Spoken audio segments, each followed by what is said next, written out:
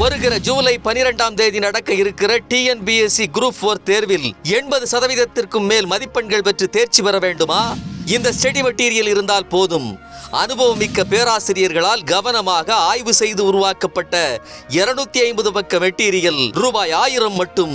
உடனே வாங்கி படியுங்கள். உத்தரவாதமான வெற்றியை பெறுங்கள். மேலும் விவரங்களுக்கு திரையில் தெரியும் தொலைபேசி எண்களுக்கு தொடர்பு கொள்ளுங்கள். ட்ரைப்ஸ் நேயர்களுக்கு வணக்கம். அதிமுக பொதுச் செயலாளர் எடப்பாடி பழனிசாமி மக்களை காப்போம் தமிழகத்தை மீட்போம் அப்படின்னு ஒரு சுற்றுப்பயணம் கோவையில் ஸ்டார்ட் பண்ணியிருக்கிறாரு. அதுல பல்வேறு சர்ச்சைக்குரிய கருத்துக்களை பேசியிருக்காரு. கோயில் பணம் இருந்தது, அறநிலைத்துறையில பணம் இருந்தது, பொறுக்க முடியல, கண்ணு உறுத்துது, கோயில கண்டாவே கண்ணு உறுத்துது. அது இருக்கிற பணத்தை எல்லாம் எடுத்து கல்லூரி கட்ட ஆரம்பிக்கிறாங்க. ஏன் அரசாங்கத்திலிருந்து கல்லூரி கட்ட வேண்டாமா? அது பற்றி பேசுறதுக்கு இன்னைக்கு நம்ம கூட திரு கரிகாலன் அவர்கள் இருந்திருக்கிறார். வணக்கம். வணக்கம் தன்னகன். எடப்பாடி பழனிசாமி அறநிலைத்துறையிலிருந்து நிதி எடுத்து கல்லூரி கட்டிட்டு இருக்காங்க டிஎம்கே அப்படிங்கிற ஒரு குற்றச்சாட்டாவே வச்சிருக்காரு.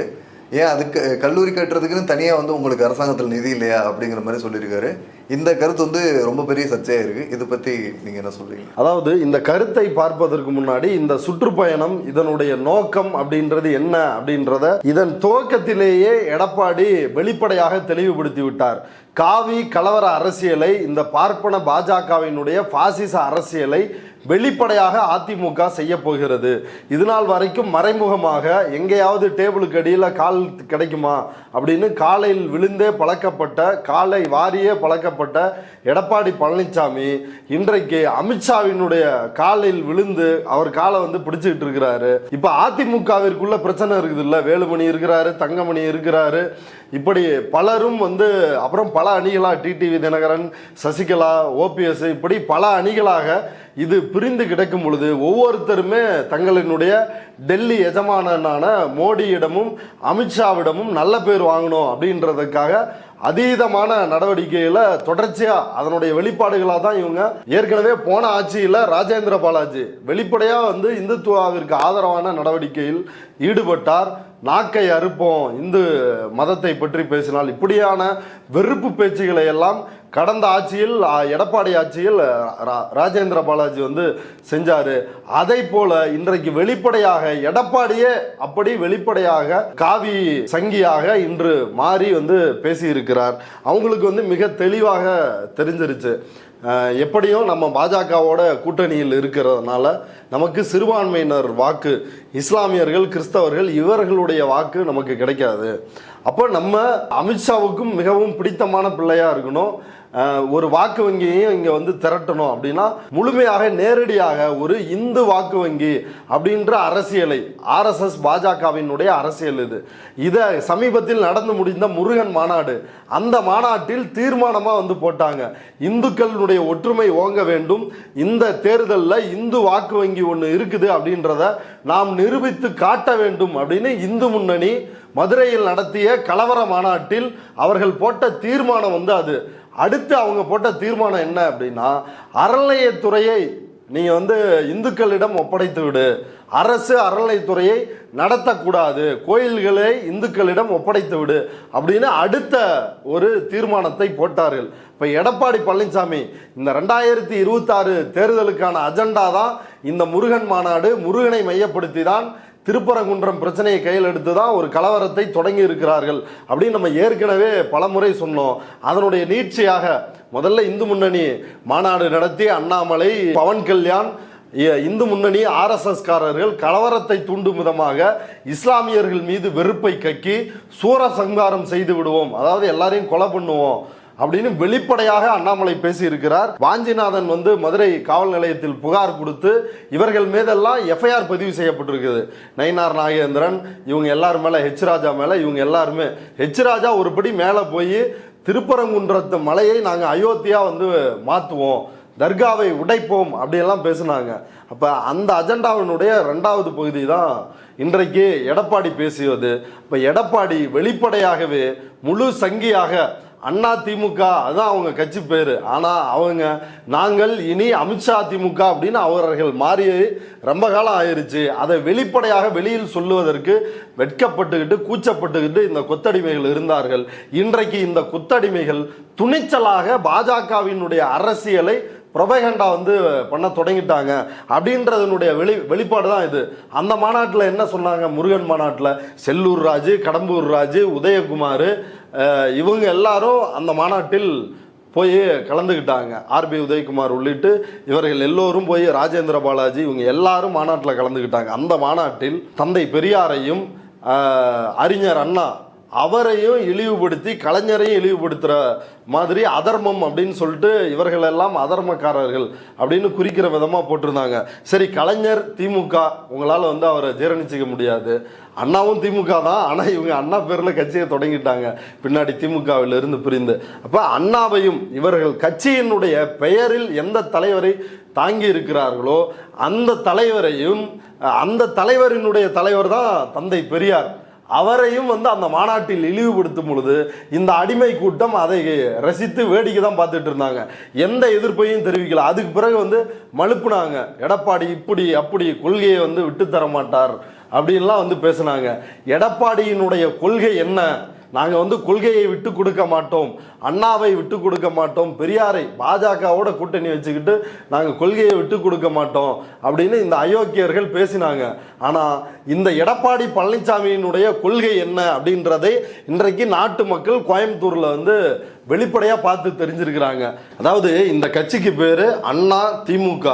அந்த அண்ணா இருக்கிறாருல, பேரறிஞர் அண்ணா, 22/8/1937 துறையூரில் நடைபெற்ற சுயமரியாதை மாநாட்டில் தன்னுடைய 28வது வயதில் அந்த மாநாட்டிற்கு தலைமை ஏற்று அண்ணா வந்து பேசுகிறாரு. அந்த பேச்சு ரொம்ப நீண்ட பேச்சு. அந்த பேச்சில் ஒரு இடத்துல எந்த ஆட்சி வந்தாலும் சரி தமிழர் காப்பாற்றிக் கொள்ள வேண்டியவைகள் சில உள்ளன. அவர்களுக்கு எந்த கட்சி மீது அபிமானம் இருப்பினும், தமிழர்களுக்கு எந்த கட்சி மேலே அபிமானம் இருப்பினும் தமிழரின் ஜீவநாடி தளர விடலாகுமா? அந்த ஜீவநாடிகளுக்கு ஆபத்து வரக்கூடுமா? அப்போ கீழ்கண்டவற்றை எப்பாடுபட்டாலும் வந்து காப்பாற்றுங்க அப்படின்னு சொல்லி ஒரு லிஸ்ட்டு சொல்கிறாரு அண்ணா. இது வந்து தமிழ்நாட்டினுடைய ஜீவநாடி, இதை நம்ம என்றைக்குமே விட்டுறக்கூடாது. தமிழர்கள் எந்த கட்சியில் இருந்தாலும் இந்த கொள்கைகளை, இந்த சட்டங்களை ஒழிப்பதற்கு உடன்பாடாக இருந்துடக்கூடாதுன்னு அறிஞர் அண்ணா சொல்கிறார். அது என்னென்ன அப்படின்னா, தமிழ் மொழியை காக்க வேண்டும், வகுப்பு வாரி பிரதிநிதித்துவம் நீதி கட்சியால் கொண்டு வரப்பட்ட அந்த இடஒதுக்கீட்டு முறையை காப்பாற்ற வேண்டும். அதில் 3வதா அண்ணா சொல்லி இருக்கிறது இந்து மத தர்ம பரிபாலன சட்டம். அதில் அண்ணா வந்து சொல்கிறாரு, நமது தமிழ்நாட்டிலேயே கோடிக்கணக்கில் பணம் தர்மத்திற்காக கோயில்களிடம் ஒப்படைத்து வைக்கப்பட்டு இருக்கிறது. தர்மம் தலைக்க வேண்டும் என்று நமது பெரியவர்கள் அதை செய்தனர். அந்த தர்ம சொத்து நியாயமாக கொடுக்கப்பட வேண்டும் அல்லவா? வேறு யாரும் சொந்த உபயோகத்திற்கு எடுத்துக்கொள்ளாமல் நாம் பார்த்து கொள்ள மேற்படி சட்டம் ஏற்படுத்தி இருக்கிறது. இதற்கு ஆபத்து வந்தால் தர்ம சொத்தில் கண்டவர் கை வைத்து விடுவார்கள். ஆகவே அந்த சட்டத்தை காப்பாற்றுங்கள் அப்படின்னு அறிஞர் அண்ணா சொல்றாரு. தமிழா உஷாரா இரு அப்படின்னு அன்றைக்கு 1937 தன்னுடைய 28வது வயதில் அண்ணா வந்து தீர்க்கமாக சொல்லிருக்கிறாரு. ஆனால் அண்ணாவினுடைய பெயரை தாங்கி கொண்டு அவமானம், இந்த அடிமையில் உடம்பில் ரத்தம் எதற்கு, தினம் அச்சப்பட்ட கோழைக்கு இல்லம் எதற்கு அப்படின்னு இந்த எம்ஜிஆர் பாடல் இவர்கள் மேடையிலே திரும்ப திரும்ப போற அந்த பாடல் லைனை தான் நம்ம இவர்களுக்கு மேற்கோளா சொல்ல வேண்டியது இருக்கு. அதாவது கண்ணை உறுத்துதான், அறநிலைத்துறையில் இருக்கிற பணம் ஸ்டாலினுக்கு கண்ணை உறுத்திருச்சு. உடனே அதுல இருந்து எடுத்து காலேஜ் வந்து கட்டுறாரு. ஏன் அரசாங்கத்துக்கிட்ட வந்து பணம் இல்லையா அப்படின்னு எடப்பாடி கேட்குறாரு. இது என்ன உங்கள் அப்பா வீட்டு காசா? இந்த அறநிலைத்துறை பணம் வந்து உங்கள் அப்பா வீட்டு காசா? பல பக்தர்கள் வந்து கோயிலுக்கு காணிக்கையாக, நன்கொடையாக இப்படி கொடுக்கின்ற பணம் இந்த இந்து அறநிலையத்துறை அப்படின்றது வந்து மிக முக்கியமாக இன்னைக்கு பனகல் அரசர் அவருடைய பிறந்த நாள். அவர் இந்த சென்னை மாகாணமாக இருந்த பொழுது அதனுடைய பிரீமியராக, கிட்டத்தட்ட முதலமைச்சர் மாதிரின்னு வைங்களேன், பிரீமியராக இருந்தவர். அவர் தான் வகுப்பு வாரி பிரதிநிதித்துவம் அப்படின்ற இடஒதுக்கீடு கொண்டு வருவதற்கான அந்த கம்யூனல் ஜியோ உத்தரவை பிறப்பித்தவர். அதே போல இந்த இந்து தர்ம பரிபாலன சட்டம் அப்படின்னு இந்து அறநிலையத்துறைக்கு அடிப்படையாக இருக்கக்கூடிய இந்த சட்டத்தை உருவாக்கியவர் இந்த பனகல் அரசர். அவருடைய பிறந்தநாள் தான் இன்னைக்கு. அந்த சட்டமே எதற்காக உருவாக்கப்பட்டதுன்னா பக்தர்களுடைய கோரிக்கையால் தான் உருவாக்கப்பட்டது. இப்படி பல இடங்கள்ல இருக்கிற கோயில்களை பார்ப்பனர்களும் ஆதிக்க ஜாதிக்காரர்களும் அங்க தர்மகர்த்தாவாக இருப்பவர்களும் இப்படி எல்லாம் வந்து நிலங்களை அனுபவிக்கிறார்கள், சொத்துக்களை அனுபவிக்கிறார்கள், வர்ற பணத்தை காணிக்கையை ஆட்டைய போடுறாங்க அப்படின்ற துன்பத்தை ஏன் இங்க பிரமிழ் நடராஜன் நினைக்கிறேன் அந்த நடிகர், இந்த சொல்ல மறந்த கதை இந்த மாதிரி படங்கள்லாம் நடிச்சிருப்பாரு, குண்டா இருப்பாரு, அந்த நடிகர் நெத்தியில வந்து விபூதி, வெள்ளை விபூதி வச்சிருக்கிற அந்த நடிகர் இங்க கோயில் நிலத்தை மயிலாப்பூர்ல ஆக்கிரமிச்சிருந்தாரு. இந்த அரசு வந்த பிறகுதான் ஆயிரக்கணக்கான ஏக்கர் நிலங்களை வந்து மீட்டிருக்கிறாங்க, ஆக்கிரமிப்பு நிலங்களை. அதுல அவருடைய அந்த பார்ப்பனர் ஆக்கிரமித்த சொத்தையும் வந்து அறநிலைத்துறையினுடைய சொத்தை மீட்டு இருக்கிறார்கள்.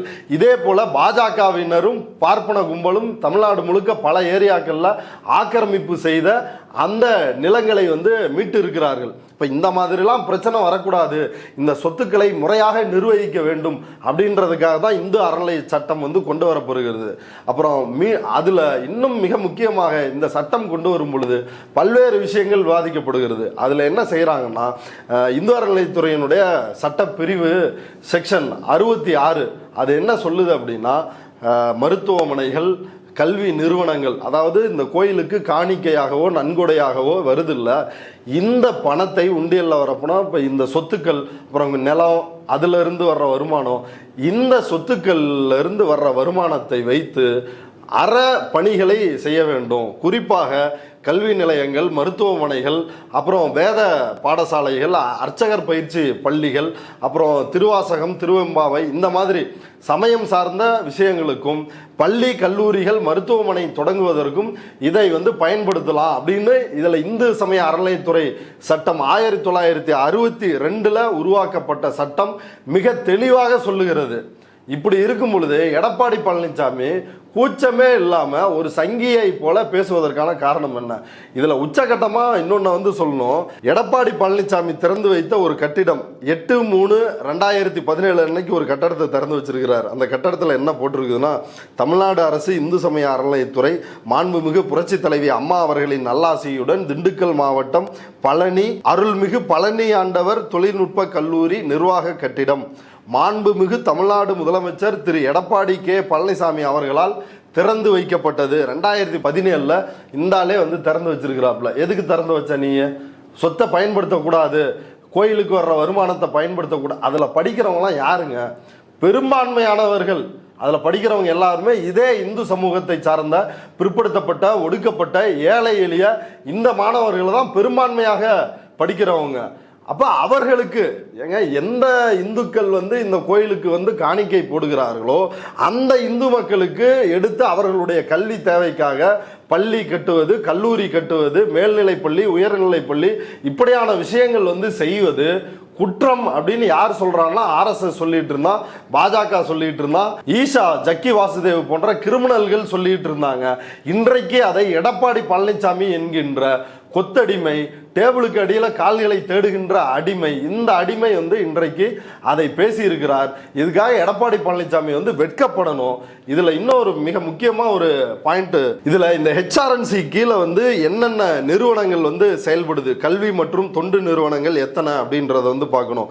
கலை, பண்பாடு மற்றும் அறிவியல் கல்லூரி 5 கல்லூரி, தொழில்நுட்ப கல்லூரி 1 கல்லூரி, மேல்நிலை பள்ளிகள் 15, உயர்நிலை பள்ளிகள் 8, நடுநிலை பள்ளிகள் 2, தொடக்கப்பள்ளி 9, மெட்ரிகுலேஷன் பள்ளி 1, ஒன்றிய அரசு திட்ட மேல்நிலை பள்ளி 1, நாதஸ்வரம் மற்றும் தமிழ் இசை பயிற்சி பள்ளிகள் 5, வேத ஆகம பாடசாலை 2, ஓதுவார் பயிற்சி பள்ளி 2, தேவார பயிற்சி பள்ளி 2, காது கேளாதோர் பேச இயலாதோர் பள்ளி 1, மொத்தம் 54. கிட்டத்தட்ட ஒரு 35,000 பேர் வந்து இந்த ஒட்டுமொத்த நிறுவனங்கள் மூலமாக படித்து பயன்பெறுபவர்களாக வந்து இருக்கிறாங்க. இந்த அரசு வந்த பிறகும் கல்லூரிகளை தொடங்கி இருக்கிறாங்க, இந்த நிலங்களெல்லாம் மீட்டு. இது பயன்படக்கூடாதா? இது யாருக்குங்க பயன்படுது? இது என்ன, இந்த இப்போ பழனி ஆண்டவர் பேரில் ஒரு தொழில்நுட்ப கல்லூரி இருக்குது. இப்போ பழனி ஆண்டவனுக்கு வர்ற பணத்தை என்ன பழனி ஆண்டவனை சாப்பிட்றாரு?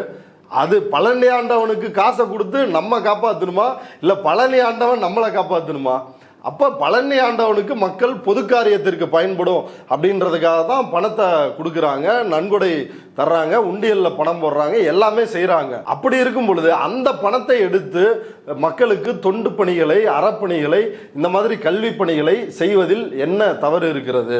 இப்போ இதில் ஒரு தவறும் இல்லை. அரசு இன்னும் கூடுதலாக நிறைய மருத்துவமனைகள் இது எல்லாத்தையும் உருவாக்கணும். பாஜக காரன், RSS காரன் தான் கோர்ட்டில் போய் கேஸ் போட்டுட்டு இருக்கான் இது பண்ணக்கூடாதுன்னு. இந்த சட்டத்தை உருவாக்கும் பொழுது 1962 ஆரம்ப காலத்தில் இந்த சட்டத்தை வந்து இவர் உருவாக்குறார், பனகல் அரசர். அதற்கு பிறகு இதை விரிவுபடுத்தி சட்டங்களை உருவாக்கியவர் வந்து காமராஜர் ஆட்சி காலத்துல வந்து நடக்குது. 62ல வந்து வர்றாங்க. இது காங்கிரஸ் ஆட்சி காலத்திலையும் அறநிலைத்துறை இருந்திருக்குது, திமுக ஆட்சி காலத்திலையும் இருந்திருக்குது, அதிமுக ஆட்சி காலத்திலையும் இருந்திருக்கிறது. எம்ஜிஆர், ஜெயலலிதா போன்றவர்களும் இது போன்ற கல்லூரிகளை திறந்து வைத்திருக்கிறார்கள். கலைஞர் இவங்களும் திறந்து வச்சிருக்கிறாங்க, இவங்களும் திறந்து வச்சிருக்கிறாங்க. அப்ப இப்படி இருக்கும் பொழுது எடப்பாடி பழனிசாமி வெளிப்படையாக RSS பாஜக கும்பலின் கலவர அரசியலை கையில் எடுத்துட்டாரு. தமிழ்நாடு அரசானது இந்து அறநிலையத்துறையினுடைய சட்டப்படி அதனுடைய பிரிவு 66 படி இந்து அறநிலையத்துறையின் கட்டுப்பாட்டில் உள்ள கோயில்களில் வருகின்ற வருமானத்தை அறப்பணிகள், அதாவது மருத்துவமனைகள் கட்டலாம், பள்ளி கல்லூரிகள் வந்து கட்டலாம், இப்படி மக்களுக்கு தொண்டு பணிகளுக்காக அதை பயன்படுத்தலான் இருக்கிறத அதை இந்த அரசும் அமல்படுத்தி இருக்கிறது. எம்ஜிஆர் ஆட்சி காலத்திலையும் செஞ்சிருக்கிறாங்க, ஜெயலலிதா ஆட்சி காலத்திலையும் செஞ்சிருக்கிறாங்க, கலைஞர் ஆட்சி காலத்திலையும் செஞ்சிருக்கிறாங்க, காமராஜர் ஆட்சி காலத்திலையும் செஞ்சிருக்கிறாங்க. கிட்டத்தட்ட இது வந்து ஒரு நூற்றாண்டாக இந்த விஷயம் வந்து நடந்துட்டு இருக்குது. அப்படி இருக்கும் பொழுது இதை சதி செயல் அப்படின்னு எடப்பாடி சொல்லுவார்னா, இவரே 2017 ஒரு கல்வெட்டை திறந்து அந்த ஒரு கட்டடத்தை திறந்து வச்சிருக்கிறாரு. அந்த கல்வெட்டுல இவருடைய பெயர் வந்து பொறிக்கப்பட்டிருக்கிறது. இவர் சதி செயலில் ஈடுபட்டாரா, ஜெயலலிதா சதி செயலில் ஈடுபட்டாரா, எம்ஜிஆர் சதி செயலில் ஈடுபட்டாரா அப்படின்ற ஒரு கேள்வி எழுகிறது. இப்ப மற்ற மதத்தினை சார்ந்தவர்கள், மிஷனரிகள், இவர்கள் எல்லாம் அவர்கள் மதத்தை சார்ந்தவர்கள். இப்ப இந்த அறநிலைத்துறை பள்ளி கல்லூரிகளில் படிக்கிற பெரும்பான்மையானவர்கள் இந்து மாணவர்கள். இதுல இந்த அறநிலைத்துறை சட்டப்படி இதுல வேலை செய்கின்ற அனைத்தும் அதிகாரிகள் உட்பட, பேராசிரியர்கள் உட்பட எல்லோருமே இந்து மதத்தை பின்பற்றுபவர்களாக இருக்க வேண்டும் அப்படின்னு ஒரு சட்டம் இருக்குது. இதுல சம்பளம் வாங்குறவங்களும் எல்லாருமே இந்துக்கள். அப்படி இருக்கும் பொழுது பார்ப்பனர்கள் இந்த சொத்தை கொள்ளையடித்து தின்பதற்கு, பாஜக கும்பல் இந்த கோயில் சொத்துக்களை கொள்ளையடித்து தின்பதற்கு அறநிலையத்துறையை குறிவைக்கிறார்கள். பெரும்பான்மையான மிகவும் பிற்படுத்தப்பட்ட ஒடுக்கப்பட்ட மக்கள் இந்த அறநிலையத்துறையினுடைய பள்ளிகளிலும் கல்லூரிகளிலும் படிக்கக்கூடாது அப்படின்ற ஒரு சனாதன புத்தியினுடைய வெளிப்பாடாக தான் அவங்க இதை வந்து செய்கிறாங்க. எடப்பாடியும் அந்த அஜெண்டாவிற்கு ஒத்து ஊதி இருக்கிறார். அண்ணாமலை போனார்ல அந்த யாத்திரை, எண்மண் எண் மக்கள் யாத்திரை அப்படின்னு ஒரு யாத்திரை போயிருக்கிறாரு. அதே மாதிரி இன்னொரு யாத்திரை, அதனுடைய 2வது வெர்ஷன் தான் இந்த யாத்திரை. இந்த சுற்றுப்பயணத்துக்கு பேரை யாத்திரை அப்படின்னு வச்சிருக்கிறாங்க. என்ன யாத்திரை? இந்த ரத யாத்திரை, இந்த வெங்காய யாத்திரை எல்லாம் வடநாட்டில் பாஜக கும்பல் செய்யறது. இங்க நடைபயணம், சுற்றுப்பயணம், சூறாவளி பிரச்சார பயணம் அப்படின்னு தான் வந்து இங்கெல்லாம் வந்து பயன்படுத்தப்படும் இந்த யாத்திரை அப்படின்னு. அது பாருங்களேன் தலைப்பு, மக்களை காப்போம், தமிழகத்தை மீட்போம் அப்படின்னு. ஏன் தமிழ்நாடுன்னு சொல்ல மாட்டாரா? தமிழ்நாடுன்னு சொன்னா பாஜகவிற்கு வலிக்கும், சங்கிகளுக்கு வலிக்கும் அப்படின்றதுனால தமிழகத்தை மீட்போம் அப்படின்னு முழுக்க இது ஒரு சங்கி பிரச்சாரமாகத்தான் இது வந்து நடைபெற போகிறது. எடப்பாடி பழனிசாமி அத்தனை அயோக்கியத்தனங்களை இப்போ இதில் பார்த்தீங்கன்னாங்க, மின்னம்பலம் இதை பற்றி செய்தி வெளியிட்டு இருக்கிறாங்க. வழக்கமாக வந்து அதிமுகவில் இந்த மாதிரி தேர்தல் பிரச்சார பயணத்தை, சுற்றுப்பயணத்தை வந்து தொடங்கும் பொழுது என்ன பண்ணுவாங்கன்னா, அண்ணா, எம்ஜிஆர் இவங்களுடைய நினைவிடத்துக்கு போயிட்டு அங்கே மாலை வச்சுட்டு தான் பிரச்சாரத்தை வந்து தொடங்குவார்கள். ஆனால் இவர் மேட்டுப்பாளையம் பத்திரகாளி அம்மனை போய் கும்பிட்டுட்டு அங்கேருந்தே பிரச்சார பயணம் முழுக்க, இதில் வந்து ஆதாரத்தோட மின்னம்பலம் செய்தி வெளியிட்டு இருக்கிறாங்க, முழுக்க இந்துத்துவ பாஜக எப்படி பிரச்சாரம் பண்ணுவாங்களோ, ராமர் படம் இந்த மாதிரி விஷயங்களை, அனுமார் இதெல்லாம் வச்சு பிரச்சாரம் பண்ணுவாங்களோ அதுபோல பிரச்சாரம் முழுக்க, இந்த பயணம் முழுக்க சிவன் உருவ பொம்மை செஞ்சு அதை பிரச்சாரத்தில் கையில் பிடிச்சிருக்கிறாங்க. காளி உருவத்தை செய்து அந்த பொம்மையை பிடிச்சிருக்கிறாங்க. முருகன், அதே போல் அனுமார், இப்படி முழுக்க இது ஒரு இந்துத்துவ பிரச்சாரமாக, அப்படி ஒரு பிரச்சாரமாக தான் இதை வந்து திட்டமிட்டு இருக்கிறாங்க. இது வழக்கமா அதிமுக வந்து ஒரு ஹிஸ்டரி இருக்குது. அதிமுகவுக்கு எம்ஜிஆர் ஆட்சி காலத்தில் RSS கும்பல் வந்து இங்க வளர்ந்தாங்க. அவரே நேரடியாக மூகாம்பிகை கோயிலுக்கு போய் என் தாய் வடிவத்தில் மூகாம்பியை பார்க்கிறேன் அப்படின்னு ஒரு நிலைப்பாடெல்லாம் எடுத்து RSS பிஜேபி சங் பரிவார் கும்பல் வளருவதற்கு உதவி செய்தார். அதற்கு பிறகு ஜெயலலிதா ஆட்சி காலத்தில் ஜெயலலிதா கரசேவைக்கு பாபர் மசூதியை இடிப்பதற்கு வந்து ஆள் எழுப்பினார். எப்படி கரசேவர்கள்னு சங்கிகளை இந்தியா முழுக்க திரட்டி அந்த மசூதியை இடித்தார்களோ அந்த வேலைக்கு ஆள் அனுப்பினார் இந்த அம்மையார். அதற்கு பிறகு இந்த அம்மையார் என்ன பண்ணாங்கன்னா, மதமாற்ற தடை சட்டத்தை கொண்டு வந்தார். இதுவும் பாஜகவோட அஜெண்டா. அதற்கு பிறகு இந்த அம்மையார் ஆடு கோழி கிடா வெட்டுவதற்கான கோயிலில் வெட்டி பலி கொடுக்க கூடாது, எல்லாரும் இந்து அப்படின்றாங்க. ஆனால் இந்துக்கள் தங்களுடைய இதான அவங்க வந்து வழிபாட்டு முறை பின்பற்றுறாங்க, அதை செய்யக்கூடாதுன்னு இதையெல்லாம் கடந்த காலத்தில் சட்டம் போட்டவர் ஜெயலலிதா. அதன் வெளியில் வந்த எடப்பாடி பழனிசாமி சங்கியா மாறிட்டாரே அப்படின்றதுல எந்த ஆச்சரியமும் கிடையாது. அதை வெளிப்படையாக அறிவித்து ஒரு முற்று முழுதாக அதாவது ஒரு நிர்வாணமா நிற்கிறாரு எடப்பாடி பழனிசாமி. நான் வந்து எந்த அச்சமோ கவலையோ பயமோ இல்லை, நான் சங்கிதான், என் பிரச்சாரம் இதுதான், இந்து வாக்கு வங்கி அப்படின்றதான் என்னோட டார்கெட் அப்படின்றதான் இவங்க செய்யறது. இது மிக மிக ஆபத்தானது. இது இந்த தேர்தல் அவங்களுக்கு கை கொடுக்கலனாலும் தொடர்ந்து பிரச்சனைகள் கலவரத்தை தூண்டி ஒரு இந்து வாக்கு வங்கியை உருவாக்குவார்கள். இதுதான் வந்து மற்ற இடங்கள்ல செஞ்சாங்க. ராம சீனிவாசன் அப்படின்னு ஒரு டுபாக்கூர் பேராசிரியர் பாஜகவில் இருக்காரு. அவரு சில ஆண்டுகளுக்கு முன்னாடி சொன்னார், நாங்கள் ஒரு பெரிய கட்சியோட கூட்டணி வைப்போம், அந்த கட்சியில் இருக்கிறவங்க எங்கள் கட்சிக்கு வருவாங்க, கொஞ்சம் கொஞ்சமாக எங்கள் கட்சி பெரிய கட்சி ஆயிரும், அந்த கட்சி சின்ன கட்சி ஆயிரும், நாங்கள் ஆட்சிக்கு வந்துடுவோம் அப்படின்னு ஒரு ஃபார்முலாவை சொன்னார். அது வந்து இன்றைக்கு நடந்து அடுத்த கட்டத்தை நோக்கி அது போயிட்டு இருக்குது. இது தமிழ்நாட்டிற்கு மிக மிக ஆபத்தான ஒரு விஷயம். நிறைய குற்றச்சாட்டுகள் வந்து வச்சிருக்காரு. அதுல என்ன சொல்றாருன்னா, முக்கியமா போலீஸ்காரங்களே அடிக்கிறாங்க, சப் இன்ஸ்பெக்டரே அடிக்கிறாங்க, அவங்களுக்கு பாதுகாப்பு இல்லை, தமிழ்நாடு ஃபுல்லாக கஞ்சா ஆறா ஓடுது அப்படிங்கிற மாதிரி நிறைய சொல்லியிருக்காரு. இதை பற்றி என்ன சொல்கிறீங்க? இல்லை, இந்த பிரச்சார பயணத்தினுடைய இன்னொரு அங்கமாக இது வெறும் எடப்பாடி மட்டும் செய்யல. அந்த நீங்கள் சொன்ன அந்த குற்றச்சாட்டுக்கு பதில் சொல்கிறேன். வெறும் எடப்பாடி மட்டும் இந்த பிரச்சாரத்தை மேற்கொள்ளவில்லை, பாஜகவினரும் அவரோட வந்து சேர்ந்து அந்தந்த பகுதிகளில், இப்போ கோயம்புத்தூரில் நடந்திருக்குது, இந்த கொங்கு பகுதிகளில் எல்லாத்துலேயும் வானதி சீனிவாசன் கோயம்புத்தூரில் கலந்துருக்கிறாங்க, எல் முருகன் வந்து கலந்துகிட்டு இருக்காரு. இப்படி முழுக்க சங்கிகள் இந்த பிரச்சாரத்தில் வந்து கலந்துக்கிட்டு தான் இந்த பிரச்சாரம் நடக்குது. இதில் எடப்பாடி பழனிசாமி மோடி அமித்ஷாவுக்கு மட்டும் அடிமை இல்லை, நான் வானதி சீனிவாசனுக்கும் அடிமை தாங்க அப்படின்னு வானதி சீனிவாசனுக்கு அப்படி ஐஸ் வைக்கிறாப்புல. ஒரே மேடையில் ஏற்றிக்கிட்டு வானதி சீனிவாசனை பார்த்து, வானதி சீனிவாசன் வந்து இப்படி அப்படி சட்டமன்றத்தில் அவங்க வந்து திமுகவையே பஞ்சராக்கியவர் அப்படின்னு இவர் பாட, உடனே அதுக்கு பிறகு அந்த அம்மா வானதி சீனிவாசன் அவங்க டர்ன் வர்றப்ப அவங்க மைக்க எடுத்து, தமிழகத்தில நேற்றுதான் புயல் மையம் கொண்டது போல இருந்தது, ஆனால் இன்று மணிக்கு 300 கிலோமீட்டர் வேகத்தில் இந்த சூறாவளி யாத்திரை கிளம்பி விட்டது. 300 கிலோமீட்டர் வேகத்துல ஒரு புயல் மையம் கொண்டுருச்சு, அந்த புயல் வந்து தமிழ்நாட்டையே சுற்றி சூறாவளியா போக போகுது அப்படின்னு எடப்பாடியை வந்து அவங்க புகழ, எடப்பாடி உடனே பெருமிதத்தோடு பல்லை காட்டி சிரிக்க அப்படின்னு மிக கேவலமாக, நான் மோடி அமித்ஷாவுக்கு மட்டுமல்ல பாஜகவில் உள்ள ஒரு கடைசி தொண்டனுக்கும் நான் அடிமைதான் அப்படின்றத எடப்பாடி பழனிசாமி தெளிவாக காட்டியிருக்கிறாரு. இப்படி வானதி தன்னுடைய அடிமையான எடப்பாடி பழனிசாமியை மேடையில் வந்து உசுப்பேத்திட்டு இருக்கும் பொழுது அதிமுக தொண்டர்கள் கலைய ஆரம்பித்து விட்டார்கள். அதிமுக தொண்டர்களுக்கு எடப்பாடியினுடைய இந்த முழு சங்கியான இந்த வடிவத்தை அவர்கள் விரும்பவில்லை.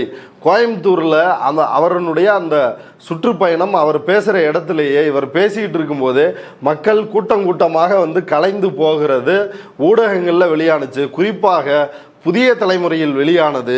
அண்மையில் புதிய தலைமுறையினுடைய ஆசிரியர் சமஸ் எடப்பாடி பழனிசாமியை சந்தித்து புத்தகம்லாம் வந்து கொடுத்தாரு. அந்த பின்னணியா என்னன்னு தெரியல. இந்த எடப்பாடியினுடைய கூட்டத்தில் எடப்பாடி பேசி கொண்டு இருக்கும் போதே கூட்டம் கலைகிறது அப்படின்ற செய்தியை வெளியிட்டு விட்டு பிறகு அதை தன்னுடைய ட்விட்டர் பக்கத்தில் இருந்து அந்த செய்தியை நீக்கி இருக்கிறார்கள். இப்போ இவர்களுடைய யோகிதை, ஊடகங்களுடைய யோகிதை என்ன அப்படின்றத மக்கள் புரிஞ்சுக்கணும். இந்த எடப்பாடி இந்து சமய அறநிலைத்துறை குறித்து இப்படி இழிவா சங்கிகள் பண்ற பிரச்சாரத்தை வந்து பண்ணார் இல்லையா, அந்த எடப்பாடி பழனிசாமியை கண்டித்து இன்றைக்கு கொளத்தூர்ல கபாலீஸ்வரர் பெயரால் ஒரு கலை அறிவியல் கல்லூரி வந்து இருக்குது.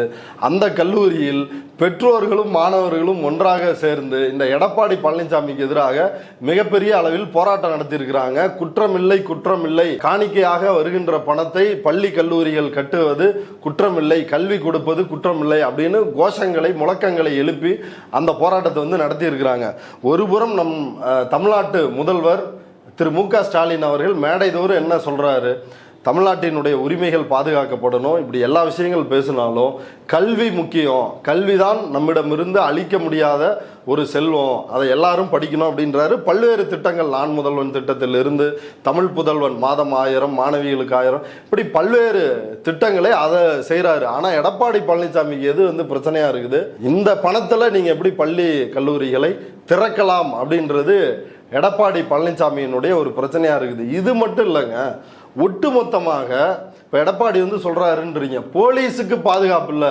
இப்போ நம்ம எல்லாரும் என்ன சொல்கிறோம்னா, அஜித்குமாரை போன்ற அப்பாவிகளுக்கு பாதுகாப்பு இல்லை, காவல்துறை கொடூரமாக நடந்துக்குது அப்படின்னு சொன்னால், எடப்பாடி பழனிசாமி என்ன சொல்கிறாருன்னா காவலர்களுக்கு பாதுகாப்பு இல்லை அப்படின்றாரு, போலீஸுக்கு பாதுகாப்பு இல்லை. நம்ம ஏற்கனவே பல பேட்டியில் சொல்லிருக்கிறோம், அதிமுக ஆட்சி அப்படின்றது முழுக்க முழுக்க அதிகார வர்க்கம் போலீஸினுடைய ரணகொடூரமான பொற்கால ஆட்சியாக இருக்கும். அதில் மக்கள் வந்து மிக கொடூரமாக பாதிக்கப்பட்டுருவாங்க. கடந்த காலத்தில் ஒரு நோட்டீஸ் கொடுத்ததுக்காகலாம் வந்து கைது செய்யப்பட்டிருக்கிறாங்க அடிமை ஆட்சியில். அடிமை ஆட்சி என்ன ஆச்சு, அது பாஜக ஆட்சி. இப்போ வெளிப்படையாக எடப்பாடி தான் முதல்வர், நாங்கள் கூட்டணியில் தான் இருக்கிறோம் அப்படின்னு சொல்லிய காலத்திலேயே வெளிப்படையாக பாஜக தான் தமிழ்நாட்டை ஆட்சி செய்தது 4 ஆண்டு காலம். இப்போ வெளிப்படையாக கூட்டணி ஆட்சி தான் அமைக்க போகிறோன்னு அமித்ஷா சொல்கிறாரு, எடப்பாடியே சொல்கிறாரு முதல் வேட்பாளர் யாருன்னு டெல்லி தான் முடிவு செய்யும் அப்படின்னு வெட்கமே இல்லாமல் பல்லை காட்டுகிறார் எடப்பாடி பழனிசாமி. இந்த எடப்பாடி பழனிசாமி சட்டம் ஒழுங்கை பற்றி பேசுவதற்கு என்ன யோகிதை இருக்குது? எந்த கோயம்புத்தூரில் இருந்து பேசுகிறாரோ அந்த கொங்கு பகுதிகளில் தானே பொள்ளாச்சி பாலியல் பயங்கரம் வந்து நடந்தது. நூற்றுக்கணக்கான வந்து பெண்கள் வந்து பாலியல் வன்கொடுமைக்கு ஆளாக்கப்பட்டு, அந்த குற்றத்திலும் அதிமுகவினருக்கு தொடர்பு இருக்குது. சரி, குற்றம் நடந்து விட்டுறது, வெளியே வந்துருச்சு, வெளில வந்த வேட்டியாவது நடவடிக்கை எடுக்கணுமா இல்லையா? வெளியே வந்த பிறகு இந்த புகார் கொடுத்துருப்பாங்கல்ல அந்த பெண், அவருடைய அண்ணன், இவங்க 2 இவர்களுடைய முகவரி ஃபோன் நம்பரோட வெளிப்படையாக அரசாணையில் போட்டு வெளியிடுறாரு. இந்த முகவரியில் வசித்து வரும் இவர், இந்த முகவரியில் வசித்து வரும் இவர் பாதிக்கப்பட்டிருக்கிறார்கள், அவங்க மேலே நாங்கள் நடவடிக்கை எடுப்பதற்கான வேலைகளில் ஈடுபட்டிருக்கிறோம், இதை வந்து இந்த வழக்கை அப்படின்னு ஒரு அரசாணை வரும்ல, என்ன செஞ்சிருக்கிறாங்கன்னு. அந்த அரசாணையில் வெளிப்படையாக பாலியல் குற்றத்தில் பாதிக்கப்பட்ட பெண்ணினுடைய பெயரோ அடையாளங்களோ தெரியக்கூடாதுன்றப்ப அதை வெளிப்படையாக போட்டு அந்த கொலைகாரர்கள் மறுநாள் இந்த அட்ரஸை தேடி போய் அடிக்கிறானுங்க. இப்படி வெளிப்படையாக குற்றவாளிகளுக்கு ஆதரவாக அதிமுக ஆட்சி வந்து நடந்துக்கிடுச்சு.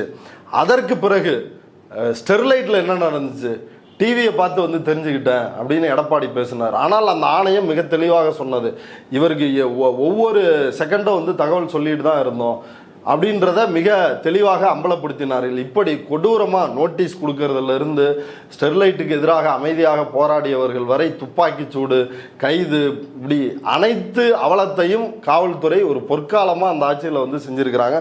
அதுக்காக இந்த ஆட்சியில் காவல்துறை வந்து புனிதர்களாக மாறிவிட்டார்கள்னு சொல்ல, இந்த ஆட்சியிலையும் அந்த பிரச்சனை வந்து இருக்குது. ஆனால் அன்றைக்கு காவல்துறையை பாதுகாப்பதற்காக வெளிப்படையாக சாத்தான்குளம் சம்பவத்தில் ஜெயராஜ் அவர் வந்து உடல்நல குறைவாக இருக்குன்னாரு, ஹாஸ்பிட்டல் அட்மிட் பண்ணோம், இறந்துட்டாரு. ஃபெனிக்ஸ் அவர் வந்து மூச்சு திணறல் ஏற்பட்டு இறந்து விட்டார் விசாரணை. இப்படியான விஷயங்களை சொல்லி அவர்களுடைய மரணத்தையே கொச்சப்படுத்தினாங்க. இதில் முதல்வர் வந்து ஒத்துக்கிறாரு, தவறு நடந்து விட்டது, இது நடக்கக்கூடாத ஒன்று நடந்துருச்சு, தப்பு தான் அப்படின்னு அவங்கள்ட்டையும் சாரி கேட்டிருக்காரு.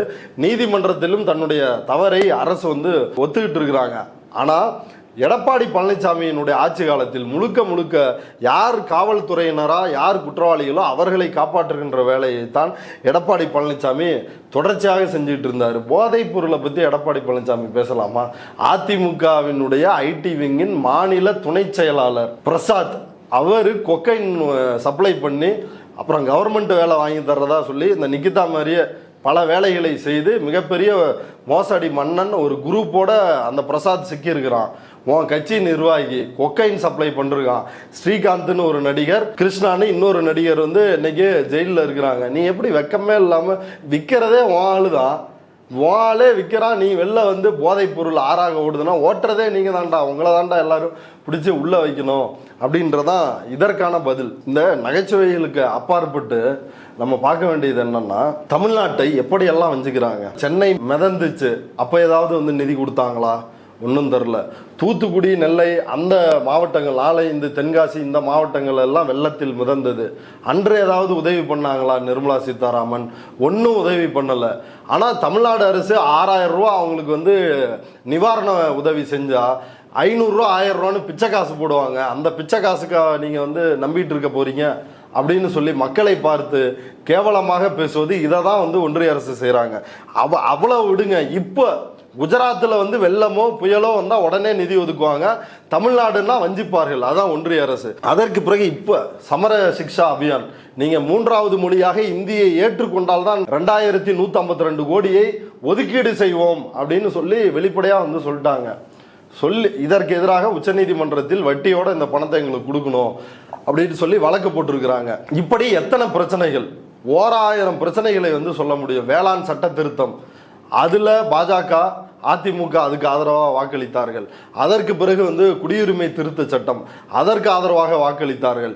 இப்படி அனைத்து விவகாரங்களிலும் வந்து தமிழ்நாட்டின் உரிமைகளை பறிகொடுத்து தமிழ்நாட்டு மக்களை காவு கொடுக்கின்ற ஒரு பச்சை துரோகியாகத்தான் வந்து எடப்பாடி இருந்திருக்கிறாரு. இப்போ இதை எல்லாத்தையும் வந்து தமிழ்நாட்டு மக்கள் சீர்தூக்கி வந்து பார்க்கணும். பாஜகவினர் போலவே கண்ணை மூடிக்கிட்டு மானாவரியா பொய்ய வந்து கூச்சமே இல்லாமல் சொல்றாரு.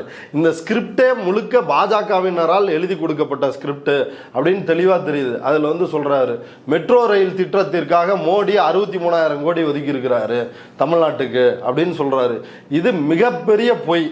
அந்த அன்றைக்கே வந்து இதை தமிழ்நாடு அரசினுடைய ஃபேக்ட் செக் டீம் வந்து ஃபேக்ட் செக் பண்ணி என்ன உண்மை அப்படின்றத சொன்னாங்க. நம்ம நேயர்களுக்காக வேணால் அதை தெளிவுபடுத்துவோம். இது வந்து தமிழ்நாடு உண்மை சரிபார்ப்பு குழு அவங்களால வந்து வெளியிடப்பட்ட தகவல். இது மாலை மலரில் இந்த செய்தி வந்து வந்திருக்குது. மத்திய அமைச்சரவை கூட்டம் நேற்று நடைபெற்றது. இந்த கூட்டத்தில் எடுக்கப்பட்ட முடிவுகள் குறித்து மத்திய ரயில்வே அமைச்சர் அஸ்வினி வைஷ்ணவ் பேட்டி அளித்தார். அப்போது பேசிய அவர், சென்னை மெட்ரோ 2ஆம் கட்ட திட்டத்திற்கு நிதி ஒதுக்க மத்திய அமைச்சரவை ஒப்புதல் அளித்துள்ளது என்று தெரிவித்தார். தொடர்ந்து மெட்ரோ ரயில் திட்டம் 2ஆம் கட்டத்திற்கு மத்திய அரசு 63,000 கோடி நிதி வழங்குவதாக தகவல் வெளியானது. இந்நிலையில் சென்னை மெட்ரோ ரயில் திட்டம் 2ஆம் கட்டத்திற்காக மத்திய அரசு 63,246 கோடி நிதி வழங்கியுள்ளதாக பரவும் செய்தி தவறானது என தமிழ்நாடு அரசின் உண்மை சரிபார்ப்பு குழு அறிக்கை வெளியிட்டுள்ளது. சென்னை மெட்ரோ திட்டத்திற்கு மத்திய அரசின் பங்கு 7,425 கோடி மட்டும், தமிழக அரசின் பங்கு 22,228 கோடி. ஒன்றிய அரசு நாம் வரியாக ₹1 கொடுத்தா 26 பைசாவை தான் நமக்கு திருப்பி கொடுக்குறாங்க. திட்டம் வந்து ஒன்றிய அரசு நிதி கொடுக்குற மாதிரி வெளியே பாஜக சங்கிகள் வந்து பிரச்சாரம் பண்றாங்க. ஆனா இந்த திட்டத்திற்கு பாருங்களேன், வெறும் 7,425 கோடி தான் ஒன்றிய அரசு வந்து கொடுக்குறாங்க. தமிழ்நாடு அரசு 22,000 கோடிக்கு நிதியை தமிழ்நாடு அரசு கொடுத்துருக்குறாங்க. கடனாக தமிழ்நாடு அரசு வந்து 33,593 கோடி வந்து கடனா இந்த திட்டத்துக்கு வந்து வாங்கியிருக்கிறாங்க.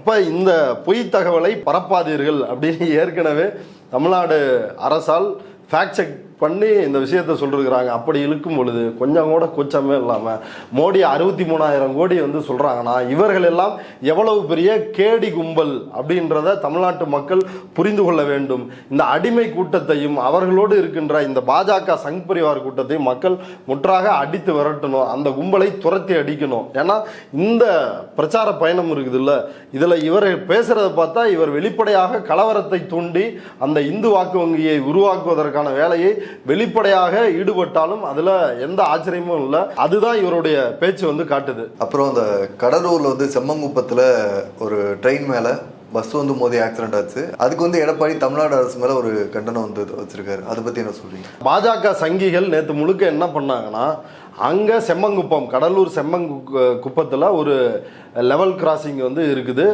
அந்த கேட் கீப்பர் இன்னைக்கு விசாரணையில மிக தெளிவா தெரிஞ்சிருக்குது. அந்த ஸ்டேஷன் மாஸ்டர் பிமல் வந்து சொல்லிருக்கிறாரு, நான் ஃபோன் பண்ணேன், தூங்கிட்டாரு, இவர் வந்து கேட்டை வந்து மூட மறந்துட்டாரு, இவர் தான் கேட்டை வந்து திறந்திருந்ததுக்கு இவர் தான் காரணம் அப்படின்றத மிக தெளிவாக சொல்லிட்டாரு.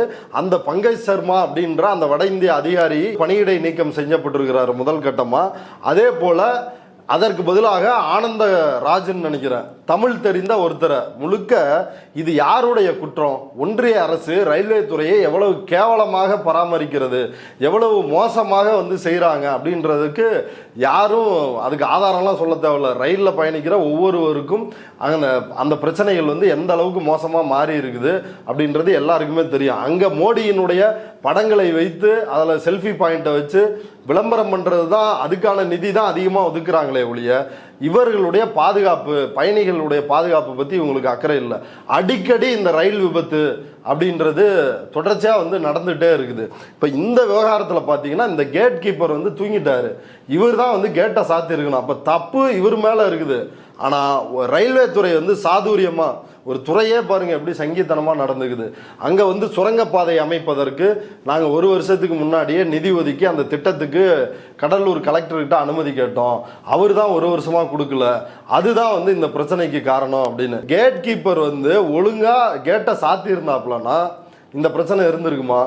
இருந்திருக்காது. அவர் விபத்து நடந்த பிறகும் கூட அவர் வந்து எட்டி பார்க்கல, இந்த பங்கஜ் சர்மா எட்டி பார்க்கல அப்படின்றத மிக தெளிவாக அதில் ஆக்சிடென்ட் ஆன அந்த மாணவர்கள் பேட்டியே கொடுத்துருக்குறாங்க. அப்படி இருக்கும் பொழுது கேட்டு வந்து மூடிதான் இருந்துச்சு, அங்கே இருக்கிற மக்கள் தான் திறக்க சொல்லி வற்புறுத்தினாங்க அப்படின்னு ஒரு கட்டுக்கதையை கிளப்பி விட்டு அந்த பங்கஜ் சர்மாவினுடைய தவறை, ஒன்றிய அரசினுடைய தவறை, இப்போ சுரங்கப்பாதை வந்து அமைக்கணுன்றது வேற மாற்று கருத்து கிடையாது. பொதுவாக அந்த மாதிரி இடங்கள்ல சுரங்கப்பாதை வந்து இருக்குது அப்படின்னா அதை பயன்படுத்துவாங்க. அப்படி இல்லை, ரயில் வரல, கேட்டு ஓப்பனாக இருக்குதுன்னா இந்த பாதையை தான் பயன்படுத்துவார்கள். இதில் சாதுரியமாக இவர் முழுக்க ஒன்றிய அரசுக்கு அடிமையாயிட்டாரு. அதுக்காக அவர்களுடைய ஊதுகுழலாக இவர் நேற்று போட்டிருக்கிற கண்டன பதிவு, அதில் கேவலம் இந்த ஆளு ஒரு எதிர்கட்சி தலைவராக இருப்பதற்கு கூட தகுதி இல்லாதவர் தான் இந்த டெட் பாடி அப்படின்றதற்கு இதை விட ஒரு மிகச்சிறந்த உதாரணம் இருக்க தேவையில்ல. எஸ்ஜி சூர்யா அப்படின்னு பாஜக சங்கி ஒரு ஆள் இருக்கிறாப்புல, பாஜகவினுடைய மாநில நிர்வாகி. அந்த ஆள் ஒரு அறிக்கையை இந்த விஷயத்தை வச்சு அவர் இந்த அறிக்கையை, இது வந்து தமிழ்நாடு அரசு தான் காரணம் அப்படின்னு ஒரு அறிக்கையை விட்டுருக்கிறாப்புல. அந்த அறிக்கையினுடைய செகண்ட் ஹாஃபை அப்படியே காப்பி பண்ணி, அப்படியே ஒரு வார்த்தை, ஒரு புள்ளி, ஒரு கமா, ஒரு கேள்விக்குறி மாறாமல் அப்படியே எடப்பாடி பழனிசாமி காப்பி பேஸ்ட்டு. இவர் 6:45 இந்த பதிவை போட்டிருக்கிறாரு. எடப்பாடி பழனிசாமி 8:28 இந்த பதிவை போட்டிருக்கிறாரு. இப்போ எந்த அளவிற்கு கீழ்த்தரமாக, மலினமாக பாஜகவோட ஒண்ணுக்குள்ள ஒன்னாகி, அதிமுக பாஜகலாம் வேற கிடையாது, அதிமுகவும் பாஜகவும் ஒன்றுதான். அந்த கொள்கையை தான் அவர்கள் இனி பிரச்சாரம் செய்ய போகிறார்கள். விரைவில் அவர்கள் கட்சியின் பெயரையும் அண்ணா என்ற அந்த மாபெரும் தலைவனுடைய பெயரை எடுத்துட்டு அமித்ஷா அப்படின்னு மாத்திக்கிட்டாங்கன்னா அது அண்ணாவிற்கு செய்கின்ற மிகப்பெரிய ஒரு நல்ல விஷயமா இருக்கும். அவர் பேரை வச்சுக்கிட்டு மாநில உரிமைகளை, ஒரு மாநில சுயாட்சி, ஒரு தனிநாடு கேட்ட ஒரு தலைவர், அந்த மாபெரும் தலைவரினுடைய பெயரில் ஒரு இழிவான வேலைகளை இந்த கும்பல் வந்து செய்கிறாங்க அப்படின்றதற்கு இதைவிட சாட்சிகள் தேவையில்லை.